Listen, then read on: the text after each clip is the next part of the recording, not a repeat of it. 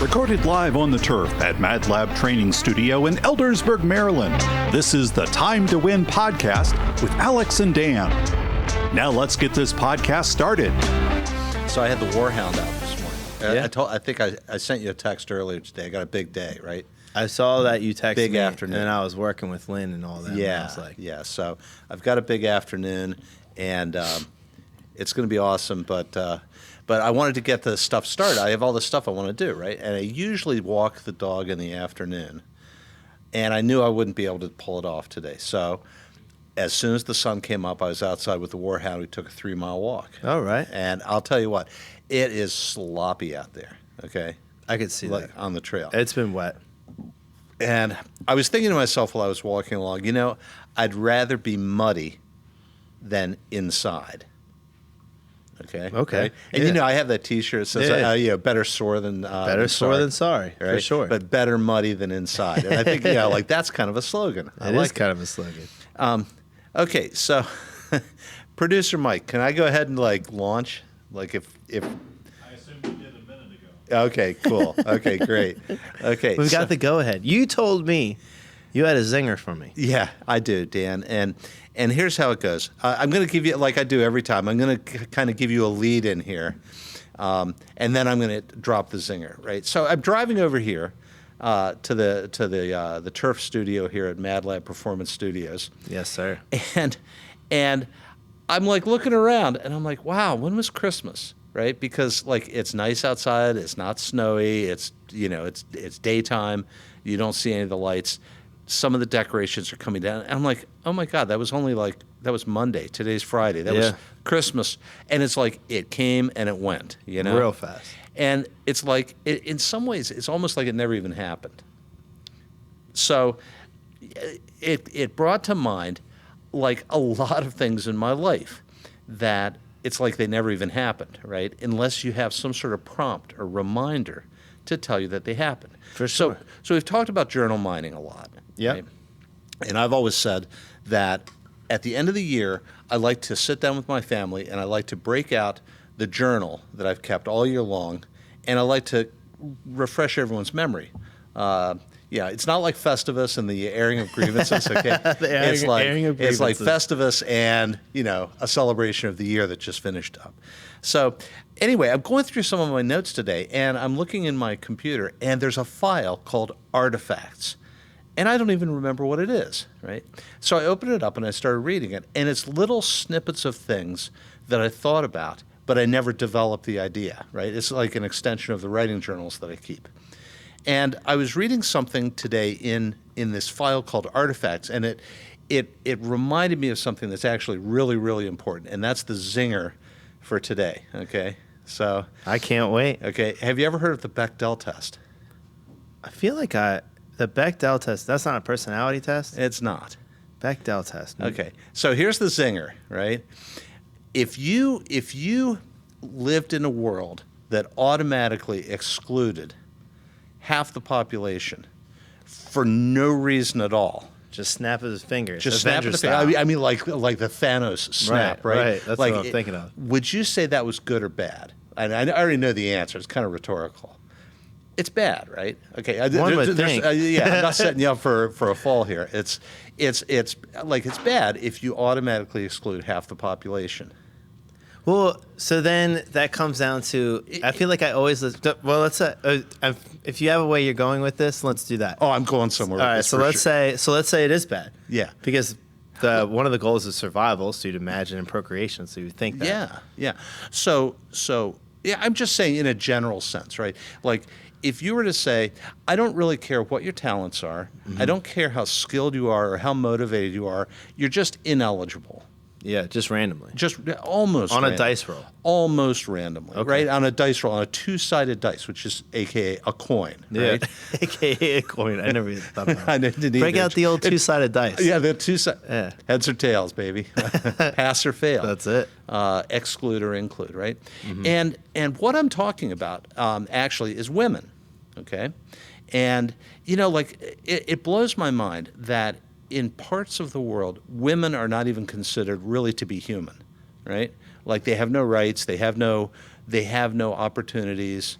It's awful. True, right? yeah. And so here's half the population that in many parts of the world is ineligible for anything except to, like, I don't know, stay at home and have babies and cook and, basically serve the wishes and desires of the man. Okay. And that's what I wanted to talk about today. That is a zinger. It's a heavy topic. It's a super heavy topic, but that's what my journal was reminding me of. I was reading through my journal, and I came across just a tiny little snippet of something called the Finkbeiner test. Okay. Okay. And I was like, I remember writing that down, but I don't remember what the content was. So I had to go and here I am, like, 2 hours ago, I'm like furiously like going down the rabbit hole in Wiki and trying to figure out like what's the Finkbeiner test again, and to behold. It's not. It's just like me like mouth hanging open and like typing away, and, And then the predecessor was the Bechdel test, right? The Bechdel test. That's one I feel like. So go ahead. Yeah, and you probably have heard of it before, right?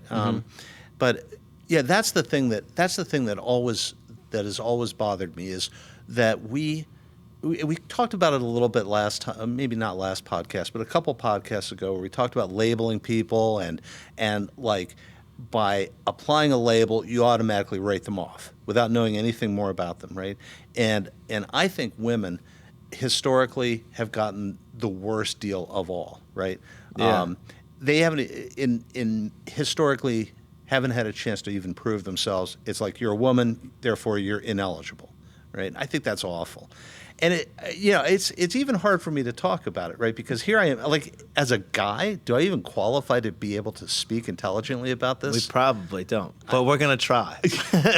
Okay, so that's how most things in my life are. I don't really qualify to do them, but I'm going to try. Fair enough. I think it's important, though, even if I'm unqualified, I think it's important to get it out there and talk about stuff that's hard to talk about or scary to talk about or threatening to talk about. And well, let's start with this. Yeah. Where do you think that would start? Or do you think that's just like an innate part of our species? See what I'm saying? So like, because some of it is very cultural too. Mm-hmm. Like more whatever the belief system is set up to be more male dominant, just because of what, and that not right or wrong, probably wrong, right. But it's just like for whatever mythos like lean that way. And then you have other ones that are like actually more female dominant, but it does seem like, in fact, it's probably not even close, that you have more specifically societies where the male has more rights and abilities, or not abilities, but more rights, and like they're able to have access to more whatever resources and stuff. Right. But why? Because there has to be something that pushes that. Because you could have like, and you have historically like a civilization like thousands of miles away, and then you have another civilization, and they both treat women or like portions of their society without equality, right? Yeah. I mean, Dan, I can't speak to the origins of this. I don't know the answer to that. What I can speak to, though, is what the future should look like. Okay, and that's what we talk about a lot here. Right? Mm-hmm. Right, we're going to rebuild society, right? We're going to rebuild society. So we started with Christmas is over. We got into journal mining. I brought up the Bechdel and the Finkbeiner test, which we'll talk about a little bit more in detail. And now we're going to rebuild society, right? I'm all about rebuilding society. Right? A society where if you're useful and you're motivated and you're talented and you're kind, then you're a full value citizen, right? That's fair. I like that, right? Yeah. And we're not going to put labels on people other than citizen. And when you say citizen in the nation of Dan, it's going to mean a lot of stuff to a lot of people, and it's all going to mean the same. It means that you're valued and that you've got all the rights and all the privileges and everything, right? Regardless of whether you've got 3 heads or whether your skin is black or white or whether your gender is this or that, right? I agree with all of that. Now, how do you figure out if that's the case? There's got to be some kind of like entry exam. Yeah. Okay. Yeah. We've or talked like about some that. kind. Yeah, we have a little bit. Yeah. So, and I've thought about this a lot. Okay. Yeah. Yeah. I mean, we could talk some more about the entry exam. Wait, before we do any of that, what is the Bechdel test? Oh, okay. I'm really glad you asked. Okay. So, Okay, it starts out really simple and almost silly, right? So there's a cartoonist, Alison Bechdel. That's how right? most things start. Okay, and she's got this cartoon strip, or she had a cartoon strip called something like Dykes to Watch Out For. Okay, right? And like as a guy and as a straight guy, that like maybe the hair on the back of your neck stands up a little bit, like ooh, Dykes, dangerous. Like, I don't know. But that was the strip, and it was well done, right? And so in this one particular strip from Alison Bechdel, these two gals are coming out of a movie, or they're talking about going to the movies, and one of them says, "Yeah, I don't go to a movie unless there's two women, and they talk to each other, and the subject that they talk about is anything except a man." Right. Okay. And then and already, like, if you're a straight guy looking at this, you're like, like your mind is blown. Right. And you start like going through your list of movies that would actually pass the Bechdel test, and the number is vanishingly small. And then the punchline of the cartoon strip that caused the whole creation of the Bechdel test was the other gal turns to her friend and says, "I know, right? The last movie I was able to go watch was Aliens." Okay, right? And okay, that was cool. Like you've got great female leading characters, a couple of them. Mm-hmm. You've got they have names, they talk to each other, and they're not talking about a man or something that a man has done. They're talking about the problem. Like Sigourney Weaver aliens? Yeah. So on a completely different tangent, right? When I saw that movie when I was like 8 or 9 or something like that. And there's not a movie in history that has scared me more than when I saw that. I literally would take showers, and when I took a shower, I would have the curtain open the whole time so I could look at the vent, because that you were running around the vent. Dude, that movie scared the shit out of me. Yeah. When I shouldn't have saw it when I was that little. I mean, probably for like 3 years, anytime I was like in a bathroom or anywhere where there was vents, I'd be like looking at the vent the whole time. Oh, you mean you actually got over it? Because it still scares me. Maybe got over it. Yeah, I love Aliens. It's a great movie for sure. Okay, so great series. So Alien and Aliens, they pass the Bechdel test, right? Okay. But it's more of like an awareness thing. Suddenly now that somebody has said to you, does Kill Bill pass it? I don't know. I never tried to apply the test. But then do two Uma Thurman, right? Like, yeah. So that's one strong female lead character. Yeah, she's a badass. Are there two? I haven't seen Kill Bill in a while. I don't think so. There's some supporting characters, like there's some villains. There's some villains that are women that are pretty badass, but then the main villain's a man. And she has a couple, and all of the people conversations are about Bill. Ooh. So, and that's not even named Kill Bill. Yeah, I'm going to say Kill Bill probably fails. Okay. Right. And this is, this, okay. So but does Aliens have another main girl? There's a couple of, there's two female, in Alien there's another female. Right. At least, but she's kind of a secondary role. Yeah. She gets killed. She does get killed. Right. Everybody dies except for Sigourney Weaver and the cat. Yeah. The cat does live. Yeah. And then in the second movie, right, there's the kid, Newt, right? Oh, Newt's a girl. Newt is a girl. The one they find hiding. Right, right. And the Marine pilot, yeah, right? She's a woman. How'd you know that name? Did you just look that up or you remember that? I just remember stuff. God dang. Mine like a steel trap. No. It's more like a mind like a trash can. You just throw stuff in there and it stays there until somebody empties it, right? Mm-hmm. But yeah, that's it. So anyway, that's the thing, right? I look at the world through a different lens now that I'm aware of the Bechdel test, right? Okay. And it's scary. Like you walk into a room full of women and you go, "Hey guys," right? Like that's an automatic response, and you're the only guy in the room, right? There is no "Hey guys," There's "Hey folks," "Hey people," "Hi everyone," "Good morning." Good morning, Juliana. Good morning, Melanie. Just like when you're saying stuff like "gentleman's bet," right? Because I said that the other day, and then I was talking to a girl, and I was like, "Oh, we'll have it's like or gentleman's rules on this, like like there's rules, but there's like there's some whatever, and like we could agree on whatever would be Right. like good for whatever game we were doing. So I guess like But it goes both ways, right? Like ladies' night, okay, right? Yeah, the things that we say out there, and it's almost like microaggressions, right? We don't even think about it. It's not overt. It's not intentional.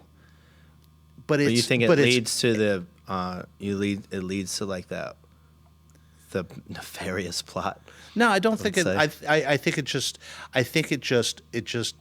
perpetuates the system that we're in, right? Like microaggressions go unchallenged all the time, right? You could think of all sorts of things. In American society, do you think it's getting better? No. Ooh, that's a strong take. Yeah. Why? Yeah, because I don't think we call it out. But we do. I feel like it's. I mean, I've only lived this life, so I don't. Yeah. I haven't. It's not like I've been here since all of American history that I know of. So I only know the short period that I've been here. But Right. I feel like in the span that I've lived, it's gotten better. I don't think it's where it should be by any Right, means. So I don't right. mean that. I just mean that it's improved. Like even in like I love to play video games, and even in video games, you have a shit ton more video games that have a lead female role than ever before that I remember. And even when you go into like games and there's like characters to select from, there's usually an equal amount of men and equal amount of women. Right. Right. So, but I mean that's obviously like a small snippet. Right. I feel like you have more women than ever in leadership positions. Not enough, by far, but like even starting to get into like NFL coaching positions and stuff like that. And that's talking about like a man dominated. It's changing. It's changing. Maybe okay. Is it changing? I said no. You asked, are we making progress? I said no. We are making progress. Okay. I take it back, but we're still at a place where half of society is marginalized. For sure. In fact, it's a lot more than half. If you start including anybody that's that is not male and is not white. Okay. All of a sudden, now you've got like Then you add if you have three-quarters of the population. Then you add if you have a straight white male, and that's like the easiest. Yeah, that's the trifecta of exclusion, right? I mean, I don't want it to be an epithet though. Like old white guys. It comes across as an epithet or a slur, and it shouldn't be that way, right? Old white guys do have the advantage right now of still retaining an awful lot of the power, and therefore and money. Old white guys, and money, and therefore I think old white guys need to be responsible for fixing it. Okay, right? That's fair. Yeah, and I've always said, if you don't be don't be part of the problem, Dan. Be all of the problem. Be all of the problem. No, joking aside, right?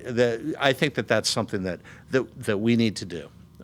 Us old white guys, right? Yeah. We need to create a level playing field as best we can. We need to raise awareness. We need to identify microaggressions when they occur and say that is a microaggression that cannot be allowed. And so and that's why I bring up the Bechdel test.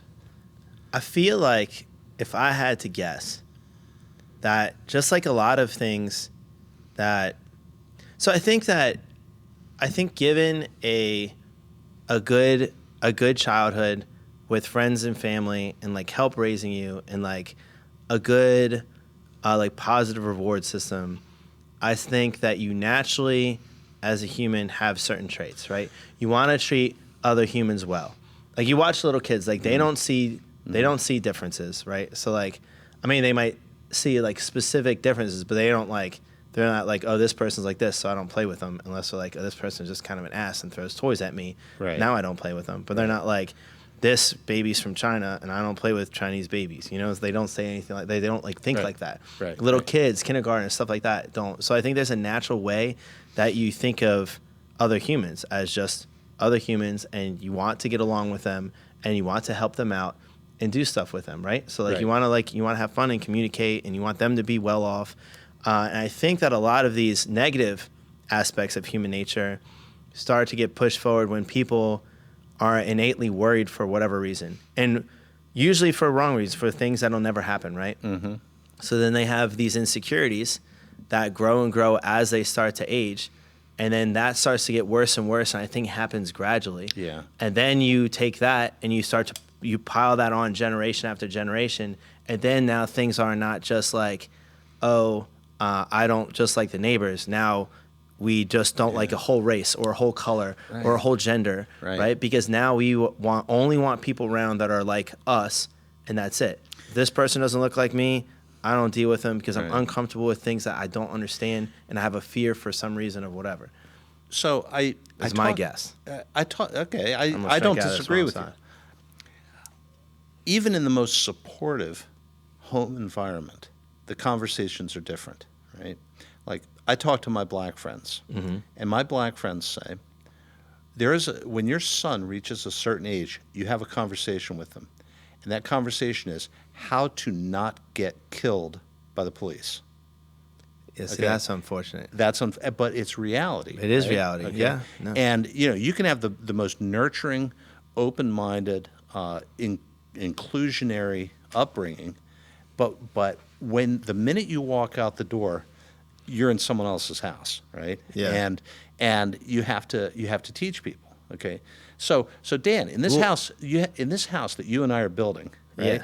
We're going to teach, right? We're going to teach people what to do, like here's a microaggression, right? Here's this human being that may look and act a little bit different from you, but you're going to include them because they've got perspective and they are useful and they are kind and they see the world differently than you do, so they may be able to offer you better solutions than you might come up with on your own, right? They should be your partner. They should be your help.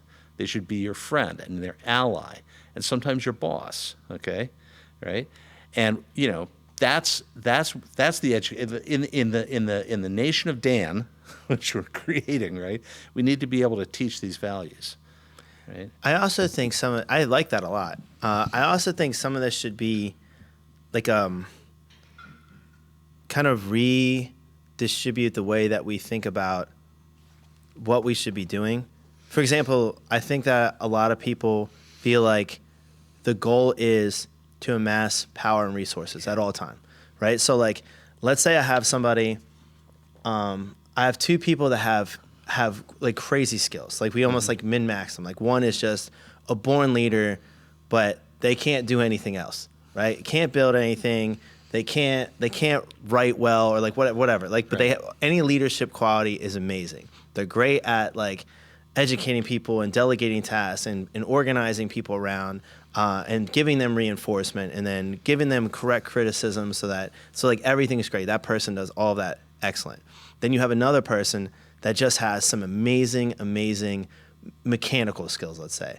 Like you want a building built, you need this person around, right? You need a bridge built. This person knows exactly how to do it like a savant. Like my friend Benish, right? Benish. I mean, the guy can't even read. God bless him. But he is a wealthy contractor who has built hundreds and hundreds of homes, right? Starting with like just being a job guy and a carpenter, and then developing all those skills. But not to say Benish is in this specific example because of what I'm going to say next. I don't want to put poor Benish in this because like maybe he's also a great leader, right? So then you have this person, because they're great, like we were talking about before, because they're so good at so many things, the first thing that would happen, society would think this, and the person is taught to think this in our society is there must be a way up. So now let me be in control of a bunch of engineers, right? A bunch of engineers, a bunch of builders, and I'll do all this. Right. But the person has no leadership skills. Right. But for some reason, that's the next step up. And then now things are terrible. Yeah. Right? In fact, in many cases, the only step up. Right. Yeah. Exactly. And then so that's what happens. And I think then you end up with really poor leaders in society. And I don't think that those poor leaders, it's always exactly their fault. Right. I blame society equally for those people in those positions, right? Because that person should have never been pushed to be put in that position. And society has pushed them their whole life to be in that position that they don't have the skills for. Right? And that's okay to not have the skills for it. So I feel like the main thing in your society should be, what are your skills? First things first, you need to figure out what your skills are, right? And that should be like a big part of your development. And like your young development Right. should be a big part of it, right? Right. Figure out your skills and then be like, all right, where can we use those in society? Then start using them in society. Are your skills that you are good at, and these are legit, you're like your actual skills that society recognizes and we recognize you, are helping society. Now that is the best possible thing that you could be doing, right? And then if you can use those even more, those exact skills, even more to help society more, like maybe on a better project or like a more efficient project for whatever is going to help humanity, or just a different project, right? You do one, you complete it, now we're doing another, and then you can do project after project. That's what should be rewarded. It shouldn't be like, all right, you're great at this. Now let's the only step that you have now is to be in charge of a bunch of people that are like you doing this. Mm-hmm. And I think sometimes that's a step for good leaders, but if somebody's not a good leader, they should be equally rewarded because they have other skills. Does that make sense? It makes perfect sense, Dan. Right? We've got. Okay. We always say we're going straight to the top. Straight right? to the top. But the top is. I mean, we say it tongue in cheek, right? The top is not necessarily the goal. There are many and ways. Not tangible always. Yeah, there are many ways to go, and there's many different ways to get there. True. Okay. Right. So. I think what you're saying is spot on. Not every. We've created a society where there's only one way to go. That's up, and there's only one vector, which is people management, right? Like you're going to be the boss of an organization, and the CEO is much more important than a principal scientist who's winning Nobel Prizes, right? I mean, at least through the lens of society, our society, and that's tragic, right? There's a lot of different ways, and you don't have to go to the top, right? Because that's how you get poor leaders. You could be, and that's how you get corruption. Yeah, I mean, you could be George Bailey, right? Like, George Bailey, It's a Wonderful Life. Like, he didn't go to the top. Oh, George Bailey, the banker? Was he a banker? He Loan was guy? savings and loan guy. George Bailey. Look at all these things you did. You saved your brother's life, and you did all these things. You helped all these people build houses, and you didn't go to the top. But you went instead of going vertical, you went horizontal, and you went broad instead of deep. Right? You were at a certain position and you brought other people. Right. Which I think should be even more rewarded. Right. Remember the conversation we had about body count? Yes. I said, I just listened to this episode, by the way. So that I literally was on that part before I came here. It's funny you brought that up. Yeah, body count, right? Mm-hmm. Yeah. Here are your goals and less objectives. than 0. And the body count must be less than 0, which means you have to bring people with you. Right. Yeah, that was part of the rules.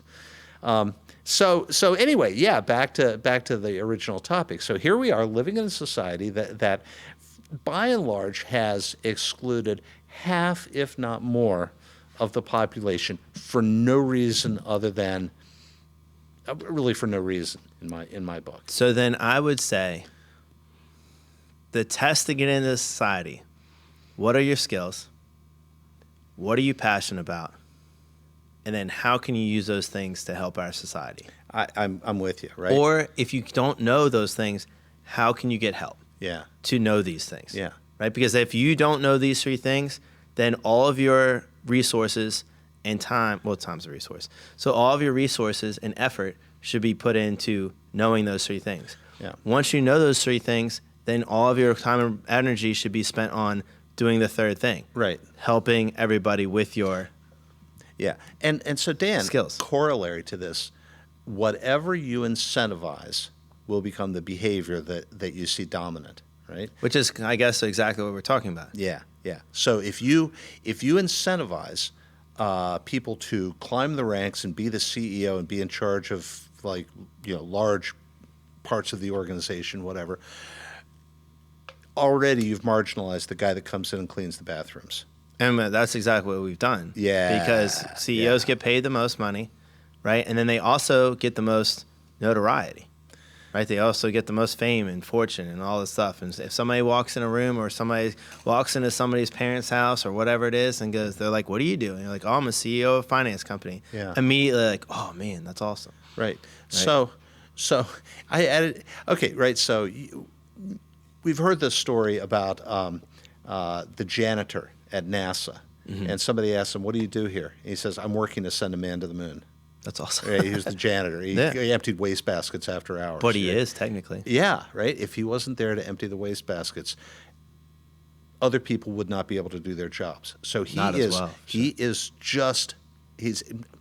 he is an important part of that process, right? Right. I was working in a medical device company many years ago, and we had this kid that worked on the loading dock.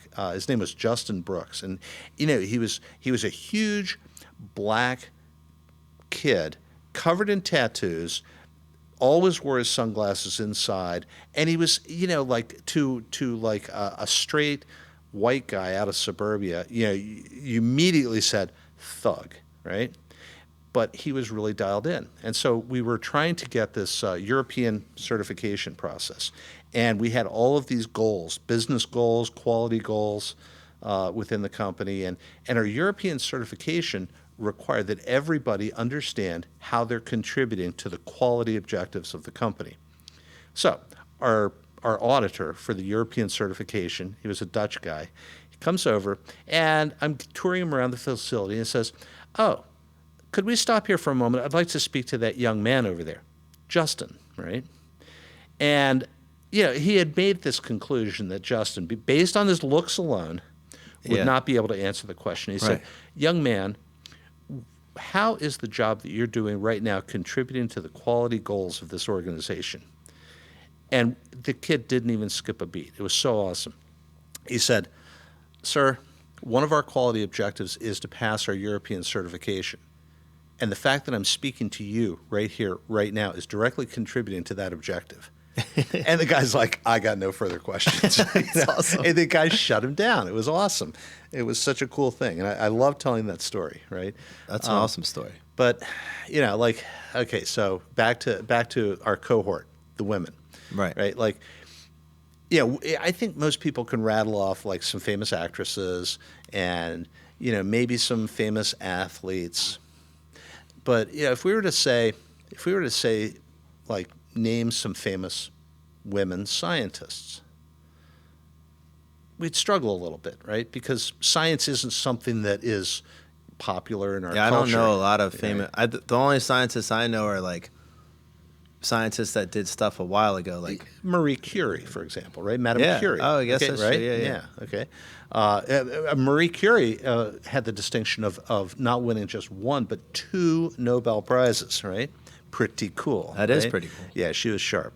How about, you've heard of Watson and Crick, right? The DNA guys, right?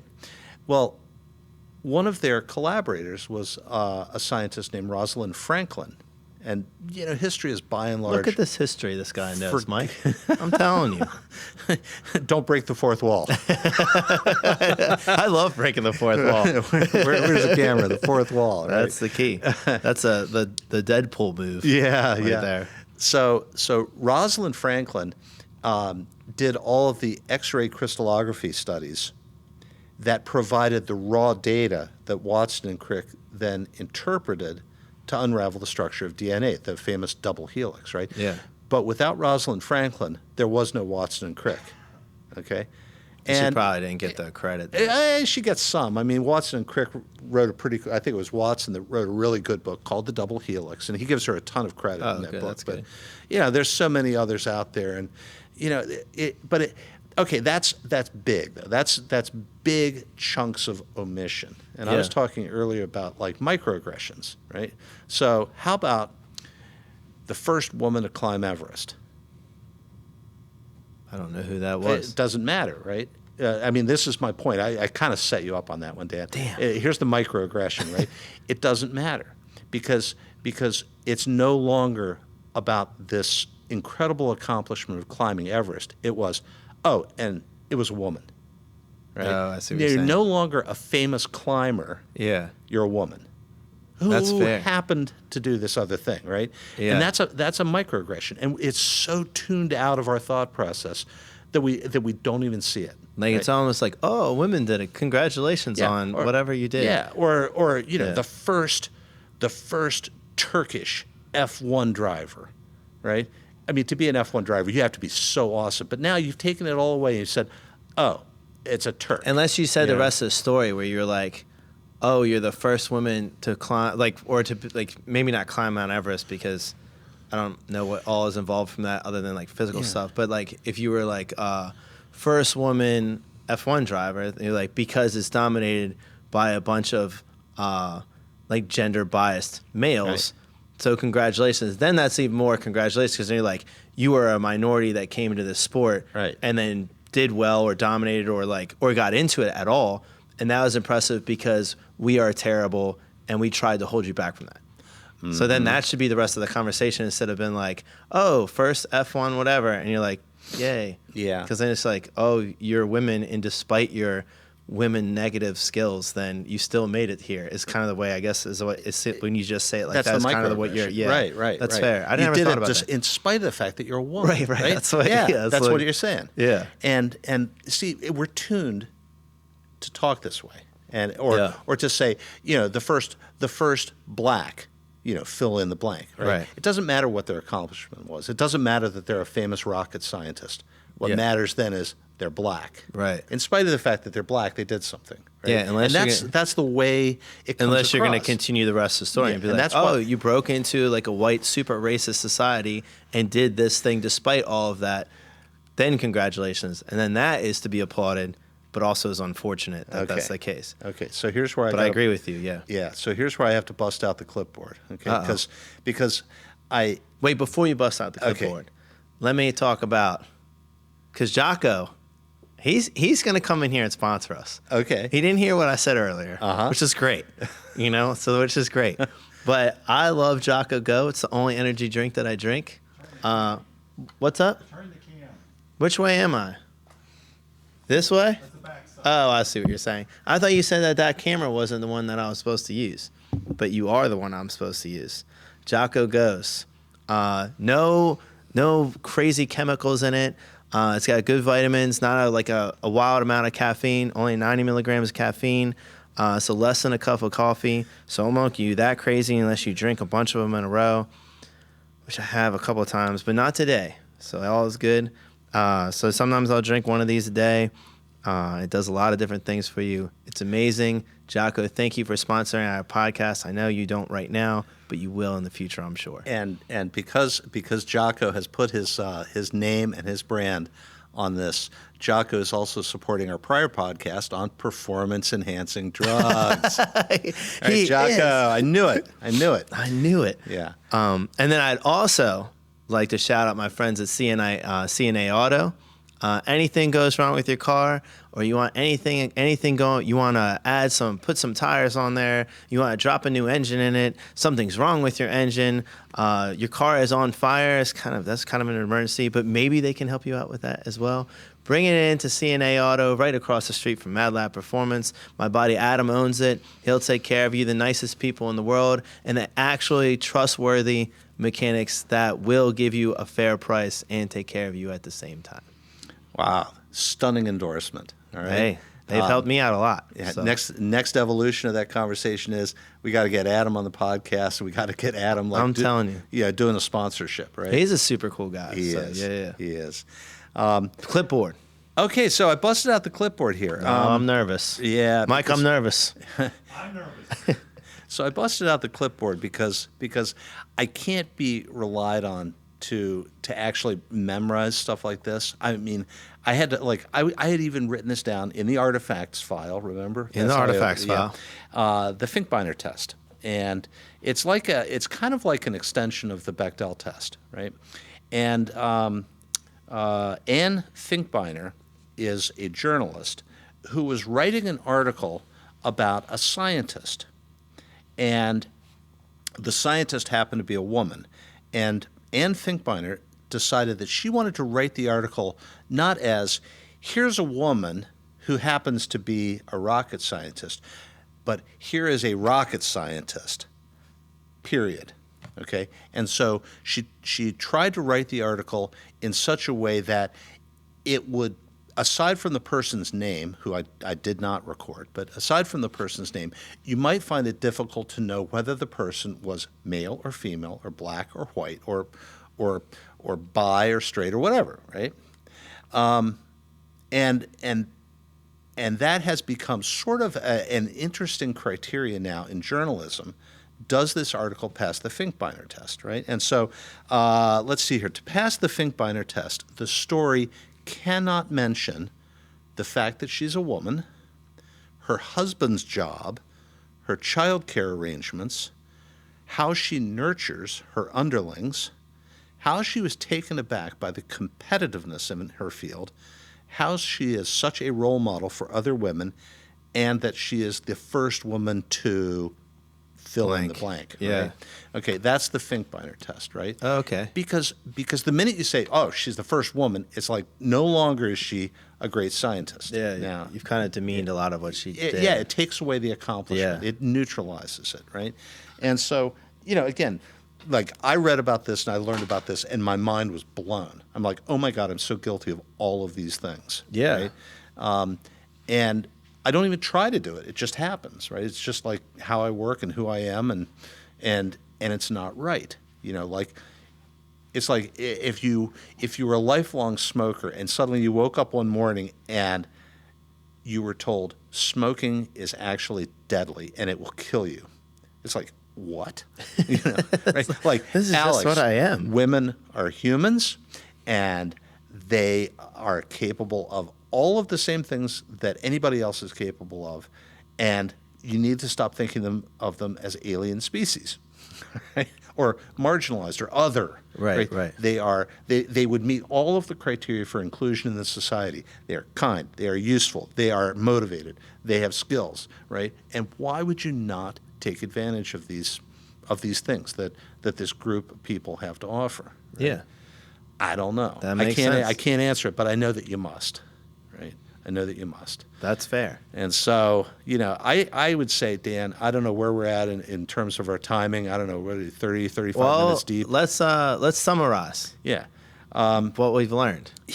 What I would say is, What Dan, I've learned. If you're not being conscious of your ability to pass the Bechdel test or the Finkbeiner test, you're not going to win. Okay, you're not going to win. And the whole topic of this podcast is it's time to win. And if you don't do those things, and if you're guilty of microaggressions against anybody, you're not going to win. And you're holding not back gonna society. win. You're holding back society. You have become. And you probably won't make it into our society, Yeah, which I know everybody's trying to do. And I know. And if you did Coming somehow, in 2024. if you probably did the fall. somehow squeak in, you might get excommunicated if you're guilty of these things. Oh. Okay, You don't want that.